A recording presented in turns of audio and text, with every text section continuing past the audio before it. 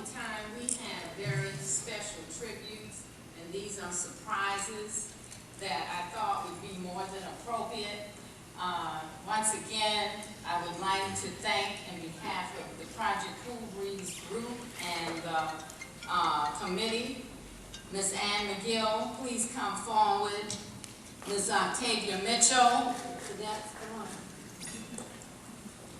and Sister Spencer, Tessa Spencer. Don't be afraid to clap, give them a big hand.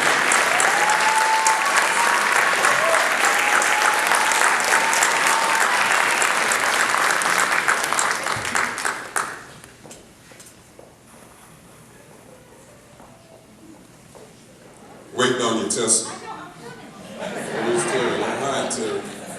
Yeah. It's a surprise. Yeah.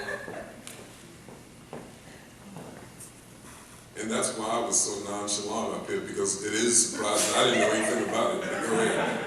Representative Gilliard, we have another surprise. I would like all of the Charleston Development Academy to please stand. They have been a part. Sister Cecilia Rogers, please stand. Representative Gilliard says thank you. From the time that he started, the inception of this project started in Ms. Rogers' second grade class. Let's give State Representative a thank you and a round of applause for CDA, Charleston Development.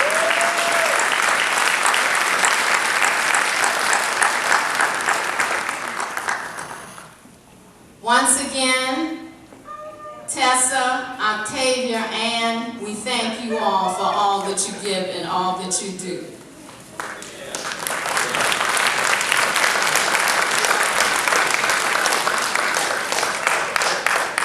All right, thank you.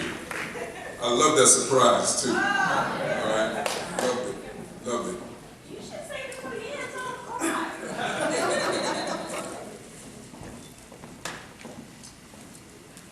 Ms. Rogers, we're going to bring you your trophy in behalf of CDA. Reggie, Dr. Johnson, wave your hand so the cadets can come down to you.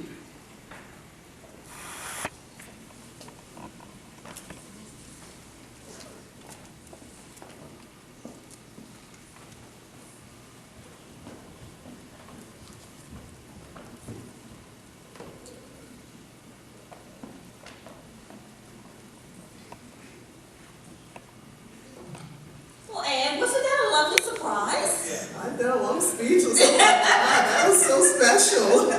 Very, very special. Thank you so much, State Representative Yes. Wendell Gilliard, Teresa, everyone who was involved in making that possible. You really made us smile. It's kind of hard to pull one over on us. All right, so now Tessa Spencer is going to take over. She has the microphone. We want to hear from you in the audience. Tessa? I had to put the award and the flowers Okay. on the side, take a picture. All right. I have the distinct honor and privilege today to now turn the mic over to three lucky people in the audience. And yes, I've been sitting back here watching the back of your heads. So I've already picked out who I'm going to ask these questions of. Very simple. Sir? He said, oh, God. He said, how has Dr. King inspired you in your life? Wow. Dr. King inspired me. He's a conduit for me to realize that I was given a gift, and that this gift is not a gift I should keep to myself. It's a gift that's given to me by the gift giver, and it's a gift that I have to use to serve. And that gift I've been serving with for the last 30 years, serving my community, uplifting and inspiring so many, and is also helping me to live a full life. So he's inspired me to stay connected and be true to that responsibility. Leroy Campbell. Mr. Campbell. I knew all of that was in there from the back of your head. I had no idea. How are you doing? Hello? Huh? You're playing with me. How has Dr. King inspired your life?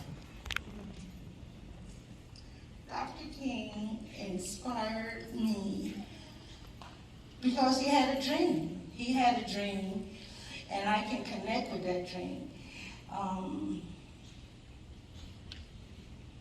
My mom actually marched with him on Washington, and I had a dream, and he had a dream. And all God's children got a dream. And what's her name? I'm Sharon Gathers. Thank you, Ms. Gathers. Thank you very, very much. So now I've got 1 minute. Let's hear so far. Mr. Campbell, Ms. Gathers, a round of applause. Well, hello, ma'am. How are you? How has Dr. King inspired your life? I would probably say Dr. King has inspired my life because of how he served and and I think it's so very important that all of us serve in our community because we have to take care of one another. So his service is a part of what I do each and every day. I try and serve and give back, and I hope that each of you all do that whatever little way that you can. It's important that you serve your community. My name is Kathy Brown. Thank you. All right, so Mr. Campbell, Ms. Brown, Ms. Gaston, thank you all for participating. And for those I didn't get to, next year, remember I can read the backs of your heads. Octavian and back to you. Very good. Thank you all so much for sharing with us today. Now I want to call to the stage the young man who will introduce our keynote speaker today. And I have the honor of talking with him just a little bit backstage before the program started. Samuel Madison is a freshman at Burke High School, and he aspires, after he finishes his pro basketball career, to become an engineer. So, one of our future leaders, welcome to the stage, Samuel Madison.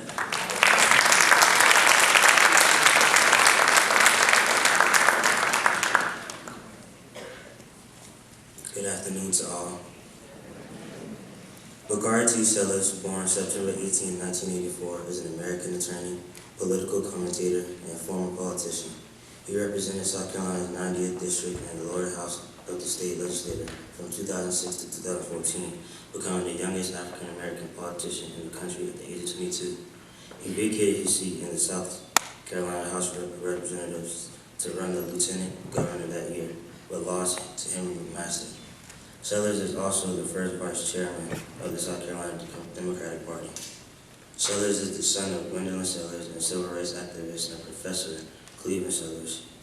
He grew up in Banbury County, South Carolina, and was educated at Orangeburg Wilkinson High School, a public high school in Orangeburg, South Carolina. In 2005, Sellers earned a bachelor's degree in African American Studies from Morehouse College, a private all-male historically black liberal arts college in Atlanta, Georgia. In 2008, he earned a Juris Doctor from the University of South Carolina School of Law. Sellers has worked for Congressman James Clyburn and former Atlanta Mayor Shirley Franklin. In the summer of 2015, he married Ellen Rucker Carter, chiropractor and co-owner of Rucker Roots Hair Products. He is the proud father of a set of twins born in January 2019. And now introducing attorney Bakari Sellers.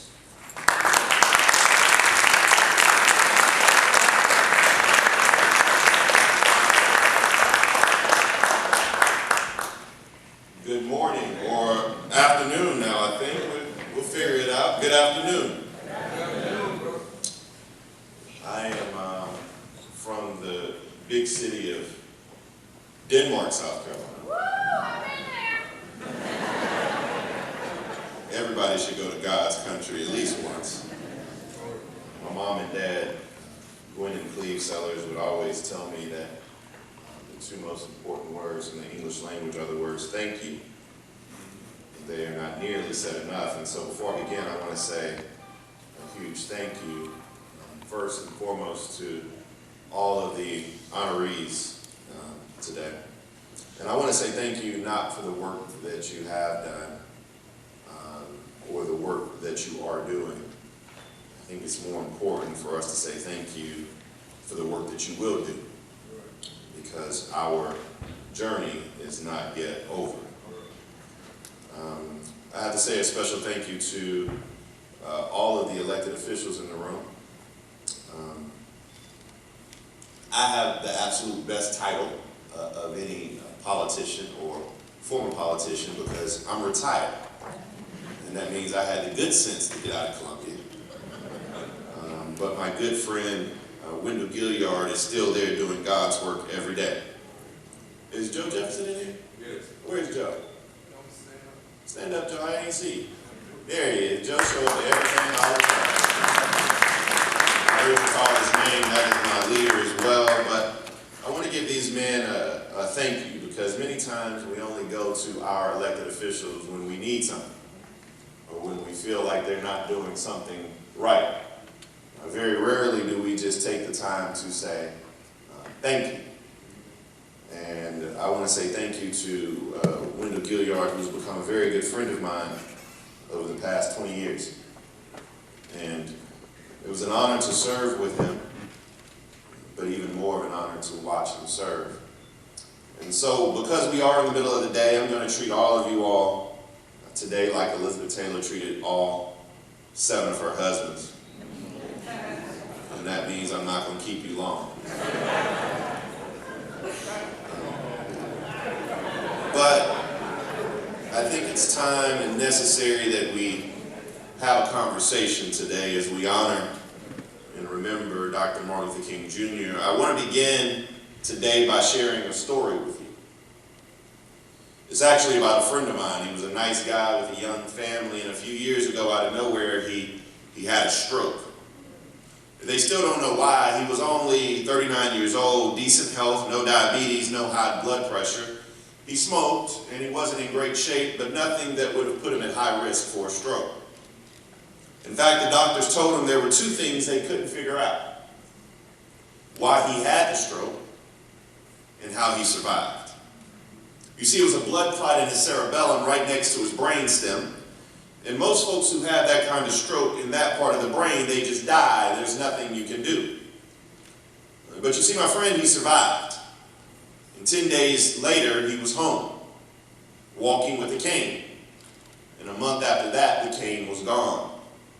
You see, his recovery was nothing short of miraculous. And it wasn't until a couple of years later that he told me how much he actually struggled. You see, his balance came back pretty quickly. The double vision went away, and thankfully he was spared the paralysis and limb weakness so many stroke victims struggle with. But he still struggled. You see, every headache or head rush from standing up too fast, and in his mind he'd be right back on that stretcher fighting for his life. His leg would fall asleep and he'd remember the numbness that preceded the paralysis. Someone's name would slip his mind and he'd think it was the stroke. But he never told anyone. He just white-knuckled through every day. And one day, his wife didn't let him say, "I'm fine," and take it for an answer. And so he told her. He told her about the fear. He told her about the nightmares. He told her about the shame, the feelings that somehow he'd let her and the kids down. He explained, "See, when I was growing up, I never saw my dad really get hurt. I never saw him in the hospital, never saw him really injured. I don't even remember him having the flu. My mom was in the hospital all the time with cluster headaches. She had surgeries, and his brothers were all C-sections, but my dad not once. And I grew up thinking he was the strongest man alive." For a kid, there's a lot of security that goes with that kind of thing, because you believe that nothing can hurt you because nothing can hurt your dad. And they'd have to go through him to get to you. But our kids won't have that, will they? Because they've seen me in the hospital, hooked up to machines in the ICU. They've seen me barely able to walk, leaning on a cane with one eye crooked and seeing double. They've seen me hurt bad, almost killed, and that means it can happen to them. You see, his wife listened as he talked. Then, when he was done, she said the most amazing thing. "You're right. You never had to see your father get knocked down. but you also didn't get to see him get back up either. Our kids did, and that matters more. You never had to see your father get knocked down. Our kids got to see you get back up. You see, that's a hell of a thing, isn't it? See, the truth is, we've all become a little too familiar with hospitals over the past few years. The emergency room and ICUs and PPE and ventilators, pain and loss. The scars are real and they hurt as we mourn mothers and fathers, sons and daughters, national icons and more, victims of gun violence and victims of poverty. I know that we all have seen the trauma all around us. Dr. King knew that pain well too. Because while all of us remember the assassin's bullet on April 4th of 1968, too often we forget September 20th of 1958. Some of y'all might be seasoned enough to be alive at that time. But it was the book signing in Harlem's Bloomstein's department store and the razor-sharp letter opener Izola Curry thrust into his chest. And we forget that it was sudden and violent. The blade stopped so close to King's aorta that doctors would later say that if he had much as sneezed, he would have died drowning in his own blood. They had to open up Dr. King's chest to save his life, and I can't help but try to imagine what that was like. Lying in an ICU bed, inches from death. The victim of a schizophrenic's delusion turned violent and asking yourself that question of, where do we go from here? How do you go from there to face down the governor of Georgia a year later to lead the Atlanta sit-in movement in 1960? Then Albany and Birmingham, the March on Washington and more. How do you do that lying on your back in a hospital bed only to rise to history? Imagine what that must have been like. He was already the face of the movement. He was already Dr. King of the Montgomery bus boycott, Dr. King of the SCLC, Dr. King of Prayer Pilgrimage for Freedom, and Give Us the Ballot. But even more importantly, the reason I'm here today is because he was the Dr. King who said to keep moving. He said, keep going, keep moving amid every obstacle. Keep moving amid every mountain of opposition. If you will do that with dignity, when the history books are written in the future, the historians will have to look back and say there lived a great people. A people with fleecy locks and black complexion, but a people who injected new meaning into the veins of civilization, a people which stood up with dignity and honor and saved Western civilization in her darkest hour. A people that gave new integrity and new dimension of love to our civilization. When that happens, the morning stars will sing together and the sons of God will shout for joy. You see, Representative Gilliard, I almost gave you a promotion. You see, Representative Gilliard, the scripture tells us that when the heavens opened up and the Lord appeared in all the glory and majesty of paradise, Isaiah was afraid. He cowered at the vision because he was a simple sinner just like the rest of us. He was corruptible, unclean, and unworthy. And it must have hit him like a punch to the solar plexus, knocking the breath from his lungs and driving him to his knees. But then he heard God's voice calling out to ask, whom shall I send and who will go for us? He heard that voice, and it didn't matter that he'd been knocked down. He got up. Isaiah found the courage within himself to stand tall, to step forward and answer. And Isaiah said, oh, some of y'all need to go to church tomorrow. He said, here am I, Lord, send me. You see, from King to Isaiah, everyone gets knocked down. The real courage, real strength, and the real grace is when you get back up. Because that's the strength to change the world. And even more importantly, that literally is the definition of amazing grace. Everyone gets knocked down. All of us get knocked down. It's the getting up that counts. The truth is, these days we're all too familiar with the beatings, the trauma, the hospital rooms. We're all too familiar with hardship and tragedy. From pandemic to politics, voting rights to violent crime, eviction, unemployment, injustice, and hate. You see, right now, nearly 1/3 of black children live in poverty. 45% of black students attend high poverty high schools, and 90% of those have no internet access at home. Dropout rates, poverty rates, infant mortality, incarceration, every one of these is higher for black and brown folks than white. COVID infection rates in our own community are roughly 260% higher than white communities. More than 4.6 million black children in this country live in households where no parent has a full-time job. And we make up about 30% of our nation's population, but about 60% of our prison population. And what's the leading cause of death for black men between the ages of 20 and 44? Homicide. The median income for black families is about half of that of white families, Representative Jefferson, while unemployment is roughly double. But people scream when we say we want to raise the minimum wage. Voter ID laws and voter roll purges and precinct closures have combined with GOP-led gerrymandering to revive Jim Crow at the ballot box and deny people of color the right to vote.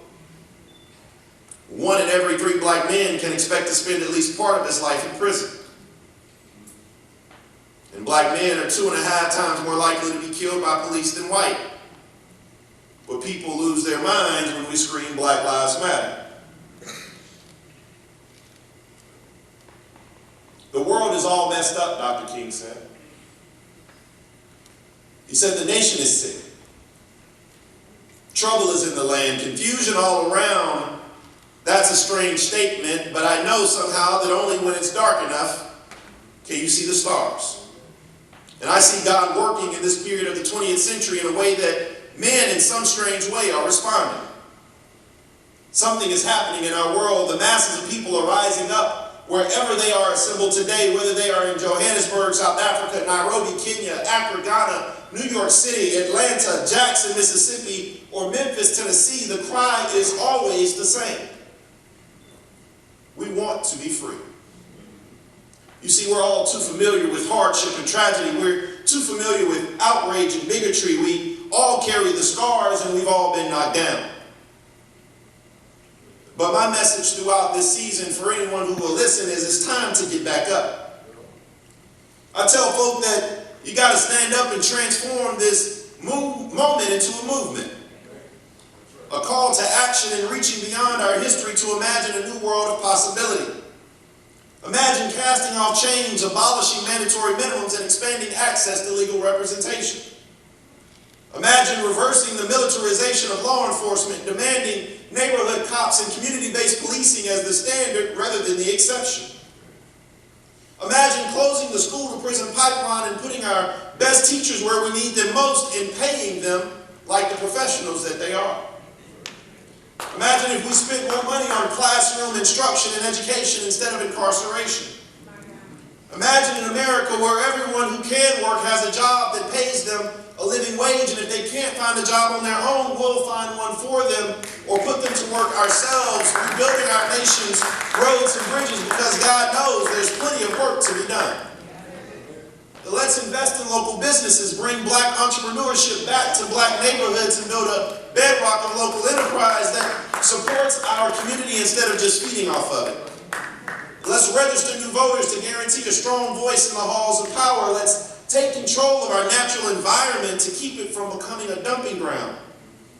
It's time that we stand in the gap for the child that's squirreling away food during school lunch to take home to their brothers and sisters who haven't eaten all day. For the father trying to work enough hours and enough minimum wage jobs to pay the rent and put food on the table. And for the mother and grandmother praying that being black in a white neighborhood doesn't get their teenage son shot. And for all of those who've come before, who we've honored at this particular celebration, and the generations yet to come, because for me, I recognize quite clearly that the struggle isn't over. In fact, it's just beginning. You see, we're all too familiar, and we get wrapped in this sometimes. that hardship and that tragedy, and it's easy to become overwhelmed and just give up. But you see, that's not who we are, or at least it's not who we can be. That's who we are not. And we're not alone, you're not alone. So instead of opportunity mixed amongst the obstacles, you see, I come to you today very optimistic because I see sunlight peeking through the clouds. You see, I find hope. It's easy to forget that when Pandora opened her box to release all the myriads of evils into the world to plague humanity, one thing remained hiding in the bottom of that box. It was hope.